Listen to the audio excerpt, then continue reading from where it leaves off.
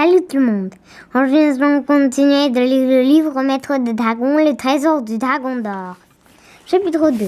Un combat dans le ciel. Les rayons du soleil font briller le corps du dragon d'or.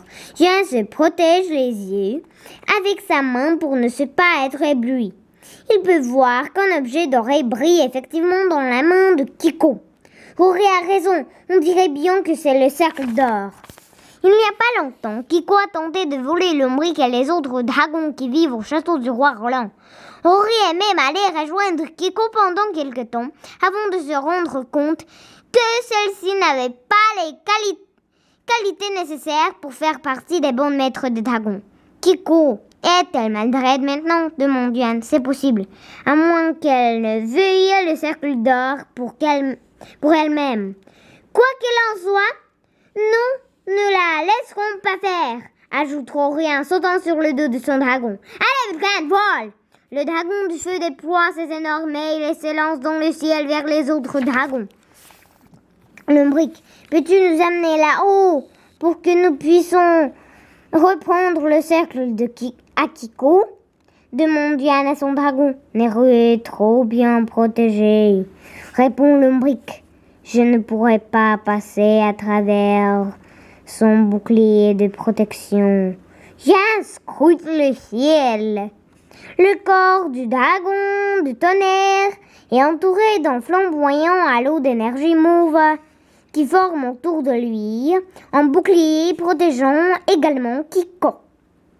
Des éclairs dorés jaillissent des yeux du dragon d'or. Ces éclairs frappent le halo qui protège Neru et rebondissent. Vulcain, détruis le bouclier! Crie Rory. Alors qu'il s'approche du dragon du tonnerre, Vulcain crache une boule de feu. Elle frappe le bouclier dans le transfert. Neru rougit de colère. Soudain, un portail d'énergie tourbillonnante s'ouvre dans le ciel bleu. Kiko éclate de rire en regardant Rory. Avec son dragon, elle se glisse dans le portail juste avant qu'il ne se referme.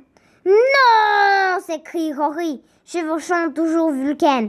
Rory va rejoindre Yann et Lombric. Restés au sol, le dragon d'or et le garçon aux cheveux noirs atterrissent en douceur à leur côté. Yann oublie Kiko pendant quelques instants et contemple le dragon d'or avec émerveillement. Le dragon descend de sa monture. Le garçon descend de sa monture. Il porte une chemise blanche et un pagne doré d'un motif de dragon.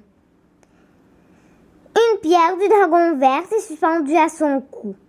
Je m'appelle Dharma, dit le garçon. Et voici Kara, mon dragon d'or. Nous sommes les gardiennes du cercle d'or. Gardiens du cercle d'or.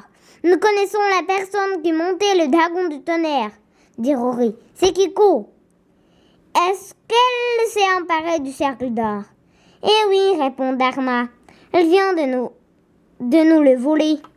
Au revoir.